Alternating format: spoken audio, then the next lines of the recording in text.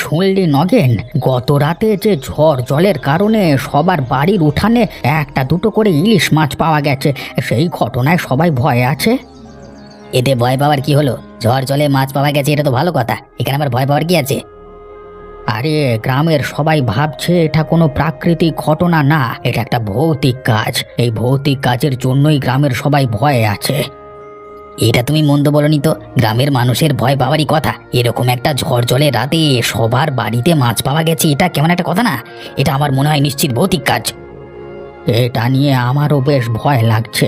এটা যদি ভৌতিক কাজ হয়ে থাকে তাহলে তো মনে হয় গ্রামে ভূত প্রেতের আগমন ঘটেছে। আর ভূত প্রেতের আগমন ঘটলে গ্রামে যে কি অবস্থা হবে! ও নিয়ে তুমি কোনো চিন্তা করো না। যদি ভূত প্রেতের আগমন হয় তাহলে সেটা আমি সামলে নেব। তুমি শুধু সবাইকে বলে দেবে তোমার ছেলে গ্রাম থেকে ভূত প্রেত তাড়িয়ে দিয়েছে। তাহলে তুই বলছিস এটা আসলেই ভৌতিক কাজ, এটা কোনো প্রাকৃতিক ঘটনা নয়? তুমি কখনো শুনেছ প্রাকৃতিক ঘটনায় মানুষের বাড়িতে ইলিশ মাছ পাওয়া যাচ্ছে? এটা অবশ্যই ভৌতিক কাজ। কি একটা অবস্থা গ্রামের! এখন তো আমার আগের থেকে আরো বেশি ভয় লাগছে।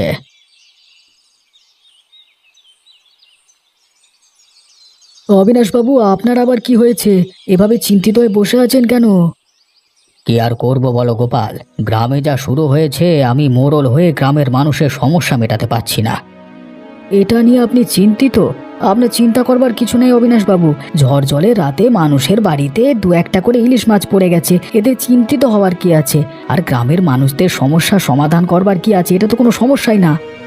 তুমি বুঝতে পারছো না গোপাল, এমন ঘটনা তো আগে কখনো ঘটেনি, এই প্রথম ঘটলো। তাহলে কি এটা স্বাভাবিক কোনো ঘটনা? নিশ্চয়ই অস্বাভাবিক কোনো ঘটনা। আমার মনে হচ্ছে কোনো ভৌতিক কাজ। আপনি যে কি বলেন অবিনাশবাবু? আপনি গ্রামের মোড়ল হয়ে যদি এ কথা বলেন তাহলে গ্রামের অন্য মানুষজন কি বলবে? তুমি যাই বলো না কেন গোপাল, আমি যতই নিশ্চিন্ত হই না কেন, এই সত্যটার মিথ্যা হয়ে যাবে না। মিথ্যে হোক বা না হোক, তবে আমি বলতে পারি এই মাছ পড়বার ঘটনা ভৌতিক নয়। তবু আমি নিশ্চিন্ত হতে পারছি না গো। আমি এ বিষয় নিয়ে কোনো চিন্তাই করছি না। ঝড়ে যদি আমার বাড়িতে এসে প্রত্যেকদিন মাছ পড়ে যায়, আমার কোনো চিন্তা কি? এতে আমারই ভালো। তুমি যে কি বলো না, প্রতিদিন মাছ আসবে কেন? একদিনই তো পড়লো। সেই একদিন নিয়ে আপনি চিন্তা করছেন, আর আমি চাইছি প্রত্যেকদিন যেন মাছ নিয়ে আসে আমার বাড়িতে এই ঝড় জলে।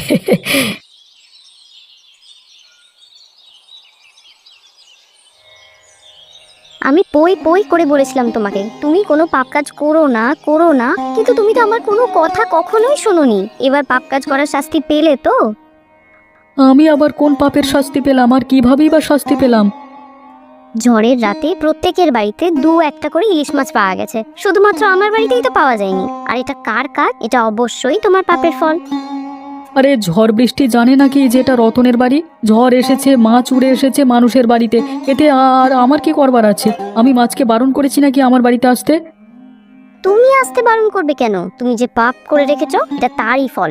মাছ ইচ্ছে করেই তোমার পাপের জন্য আমার বাড়িতে আসেনি। যুক্তি ছাড়া কথা বলো না তো নীলিমা, তোমার এই কথা শুনে আমার হাসি পায়। হাসি তো তোমার পাবেই, তাই না? এদিকে সবাই ইলিশ মাছ পেয়েছে, শুধুমাত্র আমরাই কিনা ইলিশ মাছ পেলাম না। তাতে আমি আর কি করব? তুমি আমার উপরে চেঁচাচ্ছ কেন বলো তো? কেন বুঝতে পারছো না? বারবার করে বলছি, এটা তোমারই পাপের ফল। পাপ কাজ করো না আর। আমি কি পাপ কাজ করলাম? তুমি কি বলছো? আমার মাথায় কিছুই ঢুকছে না। ঢুকতে হবে না, আর তোমার মাথায় ঢুকতে হবে না। সারা দিন তুমি উপোস করেই বসে থাকো। প্রত্যেকের বাড়িতে আজকে ইলিশ মাছ রান্না হবে, আর আমার বাড়িতে ইলিশ মাছ রান্নাই হবে না। ছাতার মাথা, বাড়িতেই থাকবো না কলা।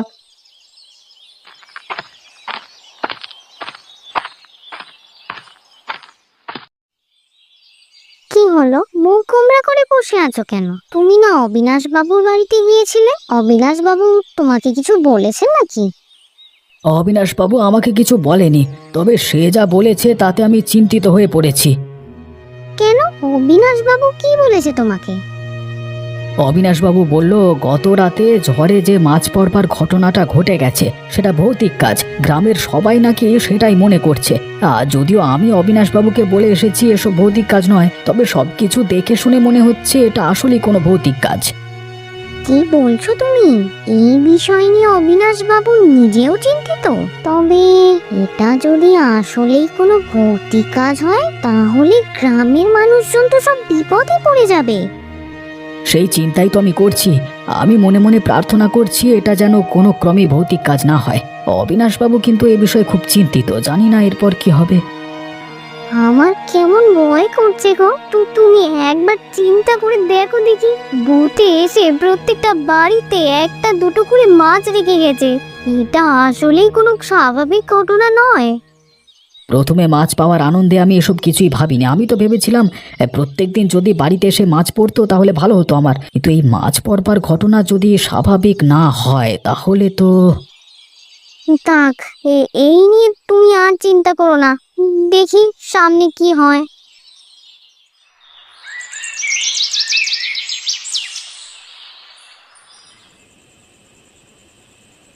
আমি পেয়েছি, আমি পেয়ে গেছি উপায়। হ্যাঁ, আমি ওই ভূতটাকে এই গ্রাম থেকে তাড়াবার উপায় পেয়ে গেছি।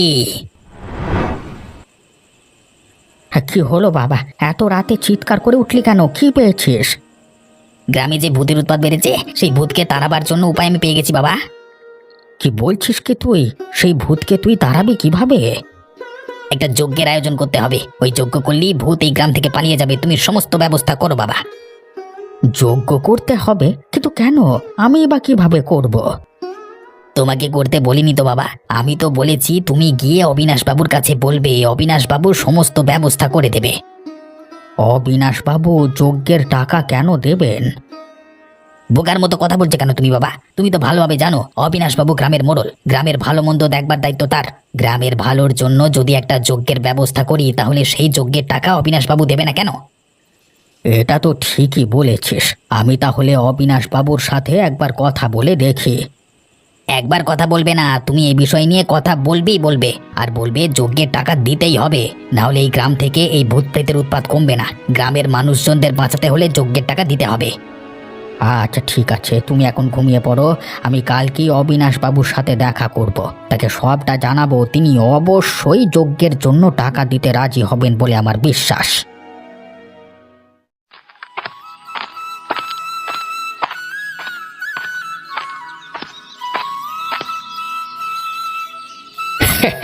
বাবু, আপনার জন্য খুশির সংবাদ নিয়ে এসেছি। আপনাকে চিন্তা থেকে মুক্তি দিতে এসেছি। কি খুশির সংবাদ নিয়ে এসেছো তুমি? আমাকে বা চিন্তা থেকে মুক্তি কিভাবে দেবে? আপনি তো আমার ছেলেকে চেনেন। আমার ছেলে এই ভূতকে এই গ্রাম থেকে তাড়ানোর একটা উপায় খুঁজে পেয়েছে। কি বলছো, কি সত্যি নাকি? উপায় বের করেছে? আমার ছেলে বলল এই ভূত তাড়ানোর জন্য একটা যজ্ঞের আয়োজন করতে হবে। এই যজ্ঞ করলেই ভূত প্রেত সব বিদায় নেবে এই গ্রাম থেকে, তারপর এই গ্রামের মানুষও মুক্তি পেয়ে যাবে। শুধুমাত্র একটা যজ্ঞ করলেই এই গ্রামের সমস্ত ভূত চলে যাবে? এটা তো খুবই ভালো খবর। তুমি বিশ্বাস করবে না হরিপদ, তুমি যে আমাকে কত মানসিক শান্তি দিলে, আমি যে কত চিন্তা থেকে মুক্তি পেলাম। তাহলে আর দেরি করবেন না বাবু, আমাকে যজ্ঞের খরচ দিলেই আমি যজ্ঞের আয়োজন করে দিতে পারি। খরচ নিয়ে তুমি কোনো চিন্তা করো না, খরচ যা লাগে আমি সব দেব। তোমার ছেলেকে বলবে তোমার ছেলে যেন কাজটা সম্পূর্ণভাবে করতে পারে। তোমার ছেলে একজন সাহসী ছেলে, ও যেন এই গ্রাম থেকে ভূত তাড়িয়ে দিতে পারে। ঠিক আছে বাবু, ও নিয়ে আপনি কোনো চিন্তা করবেন না। আমার ছেলে একবার যখন বলেছে এই ভূত প্রেত গ্রাম থেকে তাড়িয়ে দেবে, তাহলে দেবেই। আপনি বাকি ব্যবস্থা সব করুন।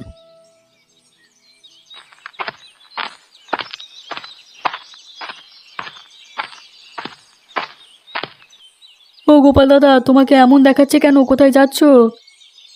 আর বলিস না, গ্রামে যা শুরু হয়েছে তাতে আর চিন্তামুক্ত থাকি কিভাবে বলতো? আরে ঝামেলা আবার কে করবে? গ্রামে তো এমনিতেই ঝামেলা তৈরি হয়ে আছে। কেন তুই জানিস না?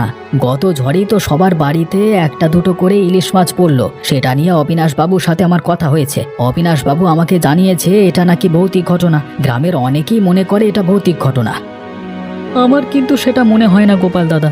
আমি এটাকে প্রাকৃতিক ঘটনা বলেই ভেবে নিয়েছি। কারণ দেখো, সবার বাড়িতে মাছ আসলেও আমার বাড়িতে কিন্তু আসেনি।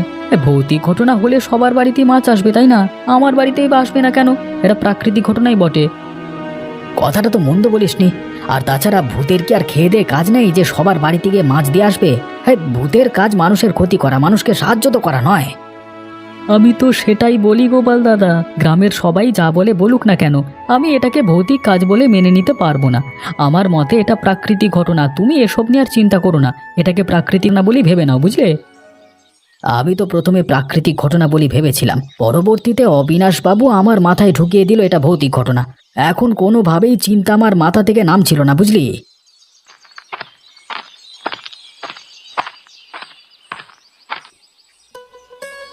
নগেন, তোমার সাথে দেখা করতে এলাম। শুনেছি তুমি নাকি যজ্ঞের আয়োজন করতে যাচ্ছ। দেখো বাবা, তুমি যাই করো না কেন, যে কোনো মূল্যে এই গ্রাম থেকে ভূত তাড়াতেই হবে। ও নিয়ে আপনি কোনো চিন্তা করবেন না অবিনাশবাবু, সব কিছু আমার হাতে ছেড়ে দিন। আমি যেহেতু উপায় খুঁজে বের করেছি, সেহেতু এই গ্রাম থেকে ভূত আমি তাড়িয়েই ছাড়বো। এই গ্রামের মানুষজন তো আমার আপনজন, তাদের রক্ষা করা আমার দায়িত্ব, বলুন। এই তো তুমি একটা ভালো ছেলের মতো কথা বললে। এই গ্রামের মানুষদের আপন মনে করে তুমি যে গ্রামের মানুষদের কত বড় উপকার করতে যাচ্ছ, তুমি কিন্তু নিজেও বুঝতে পারছো না। আমি তোমাকে অনেক আশীর্বাদ করি, তুমি ভবিষ্যতে অনেক বড় হও। এইভাবে বলছেন কেন অবিনাশবাবু? এই গ্রাম যেহেতু আমার বলেছি, তো দায়িত্বটাও তো আমার। আপনি শুধু যজ্ঞের বিষয়টা দেখবেন, কারণ এত খরচ খরচা আমার পক্ষে সম্ভব নয়। খরচ নিয়ে তুমি কোনো চিন্তা করো না, তুমি যেহেতু একটা উপায় খুঁজে বের করেছো, খরচ দেওয়ার দায়িত্ব আমার। তাহলে তো আর কোনো চিন্তাই রইল না। আমরা তাহলে খুব শীঘ্রই যজ্ঞের আয়োজন করতে পারি। হ্যাঁ, শুরু করে দাও। এই চিন্তা নিয়ে আমি আর থাকতে পারছি না, ভালোভাবে খেতে পারছি না, গ্রামের মানুষদের দিকে তাকাতে পারছি না। তুমি আর দেরি করো না, তাহলে খুব শীঘ্রই আয়োজন শুরু করো।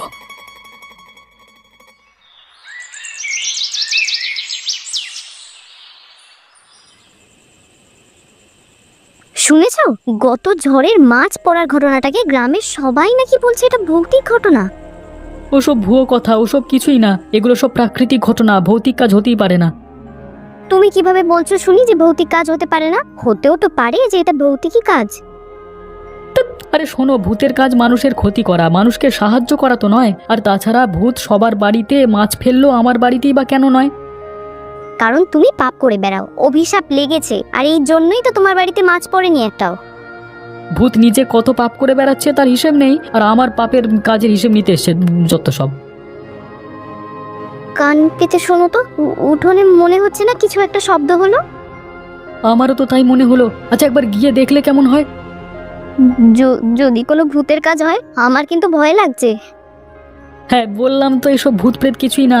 আর তুমি চলো আমার সাথে, আর না যেতে চাইলে ঘরের মধ্যে বসে থাকো, আমি গিয়ে দেখে আসছি। না না না, আমিও যাব।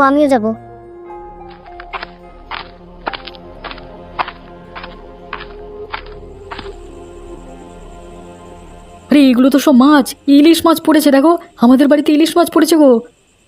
এতগুলো ইলিশ মাছ পড়লো আমাদের উঠোনে? তুমি তো খুব বলছিলে আমার পাপের অভিশাপ লেগেছে, তাই আমার বাড়িতে মাছ পড়েনি। এবার অভিশাপের কি হলো, এখন দেখো কত মাছ পড়েছে আমার বাড়িতে। তুমি বেশি বকবক না করে সব মাছগুলোকে কুড়িয়ে আনো দেখি আগে। আজকে আবার ঝড় বৃষ্টি শুরু হয়েছে। এই ঝড় বৃষ্টিতে আবার মাছ এসে পড়ছে বাড়িতে বাড়িতে, আবারও ভৌতিক কারবার। আমারও তো তাই মনে হচ্ছে বাবা।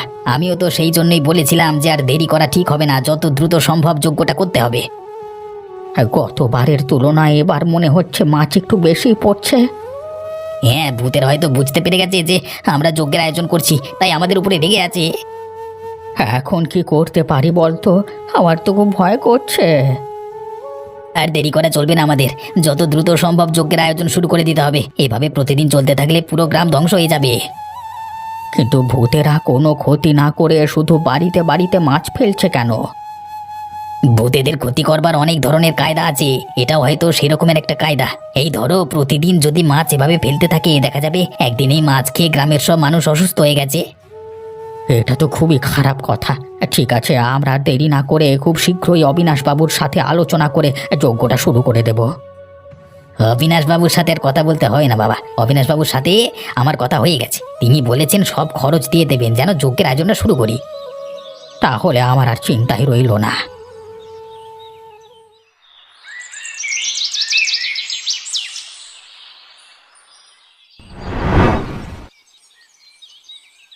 অবিনাশবাবু, শুনেছেন কিছু?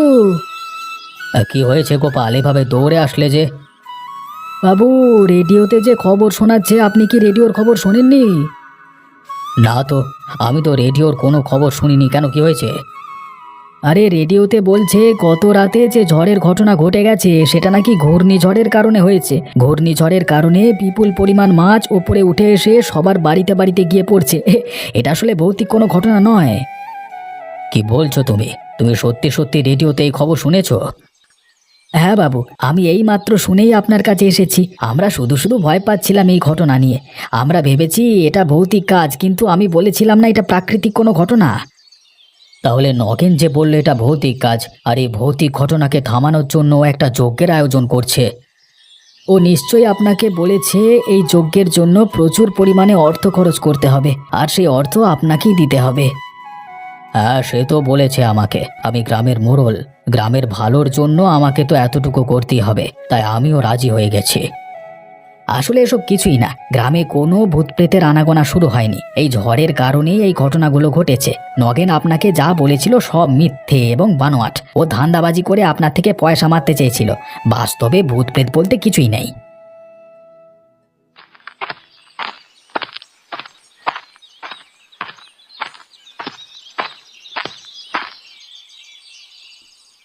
এই রতন, শুনেছো বোধ হয় আমার ছেলে একটা বিশাল যজ্ঞের আয়োজন করেছে। তোমরা কিন্তু অবশ্যই আসবে। আপনার ছেলে যজ্ঞের আয়োজন করেছে কেন? বারে, গ্রামের সবাই জানে আর তুমি জানো না? গ্রামে যে ভৌতিক কারবার শুরু হয়েছে, সেই ভৌতিক কারবার বন্ধ করবার জন্যই তো আমার ছেলে যজ্ঞের আয়োজন করছে, বিশাল বড় যজ্ঞ। আপনার ছেলে বলেছে এগুলো সব ভৌতিক ঘটনা, তাই না? আসলে এগুলো সব প্রাকৃতিক ঘটনা। গোপাল দাদা সকালে রেডিওতে সমস্ত খবর শুনেছে। আসলে ঝড়ের মধ্যে ঘূর্ণিঝড়ের কারণে বিপুল পরিমাণে মাছ নদী থেকে উঠে ওপরে চলে এসেছে। ওসব লোকজন কত কিছুই না বলবে, সবাই তো আর ভূতে বিশ্বাস করে না, তাই এসব খবর ছড়াচ্ছে। আসলে সব ভৌতিক কারবার, সেই জন্যই তো আমার ছেলে যজ্ঞের আয়োজন করছে। দেখুন, আমার সাথে এসব বলে লাভ নেই। আমি এসব কিছু বিশ্বাস করি না, আর করবও না। আমি মনে প্রাণে বিশ্বাস করি এটা একটা প্রাকৃতিক ঘটনা। এর সাথে ভৌতিক ঘটনার কোনো সম্পর্ক নাই। আপনি একটা কাজ করুন, আপনার ছেলেকে গিয়ে থামান, ওকে বুঝিয়ে বলুন এটা আসলে প্রাকৃতিক ঘটনা। আপনার ছেলে শিক্ষিত হয়েও ভৌতিক কারবারে বিশ্বাস করে কিভাবে? আমার ছেলেকে নিয়ে বাজে কথা বলো না। ছেলে শিক্ষিত হয়েছে বলেই গ্রামের সবার ভালোর জন্য যজ্ঞের আয়োজন করছে। কই, তোমরা তো একটু উপায় বের করতে পারলে না? আমার ছেলে শিক্ষিত হয়েছে বলেই উপায় বের করতে পেরেছে, নিজেরা তো কিছু করতে পারে না, লোককে আবার কাঠি করে।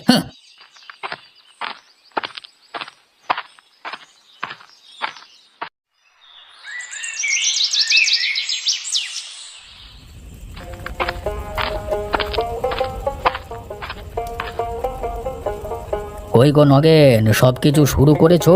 ঠিকঠাক আছে তো সব? হ্যাঁ বাবু, সব ঠিকঠাকই আছে। এবার আপনারা এসেছেন, আমি কাজটা শুরু করে দিতে পারি।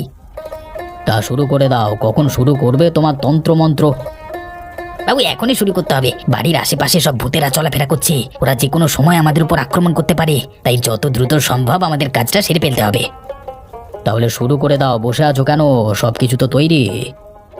হ্যাঁ, আপনারা বাম দিকে এসে দাঁড়ান। এই ডান দিক থেকে আমার তন্ত্রমন্ত্র ওই ভূতেদের কাছে যাবে, তারপর দেখবেন ভূতেরা কেমন পালিয়ে গেছে। ঠিক আছে ঠিক আছে, আমি তোমার বাম দিকে এসেই দাঁড়াচ্ছি। গোপাল, তুমি এসো আমার পাশে এসে দাঁড়াও। কখন আবার ভূত চলে আসে তার তো বিশ্বাস নেই। হ্যাঁ, আপনারা সবাই সাবধানে থাকবেন। হ্যাঁ, আর আমি আছি তো, আপনারা কোনো চিন্তা করবেন না। আমি থাকতে ভূত আপনাদের কোনো ক্ষতি করতে পারবে না। দেখো ভাই, তোমার উপর ভরসা করেই তো আমরা এখানে এসেছি। আমাদের একটু রক্ষা করো। কি বলেন অবিনাশ বাবু? কি আর বলবো গোপাল, এসব কারবার দেখে আমার হাসি পাচ্ছে। নগের কি মন্ত্রই না পড়বে, আর ভূতই বা কোত্থেকে পালাবে, আমি তো কিছুই বুঝতে পারছি না। আমিও তো সেটা দেখবার জন্য অপেক্ষা করছি অবিনাশ বাবু। আর একটু ধৈর্য ধরুন, দেখি ভূতেরা কিভাবে পালায় আর কোন তন্ত্রমন্ত্র দিয়েই বা পালায়। আপনারা তো কথা বলছেন কেন? কথা বলবেন না। কথা বললে আমার তন্ত্রমন্ত্রে ভুল হতে পারে। আরে হয়েছে হয়েছে, তুমি তোমার নাটক বন্ধ করো। তুমি যে কত তন্ত্রমন্ত্র পড়বে তা আমি আর অবিনাশ বাবু বেশ ভালোভাবেই জানতে পেরে গেছি। আমার খুবই হাসি পাচ্ছে গোপাল, এই ছেলেটা নাকি তন্ত্রমন্ত্র দিয়ে ভূত তাড়াবে। যেখানে কোনো ভূত বলতে কিছুই নেই, সবই হচ্ছে প্রাকৃতিক ঘটনা।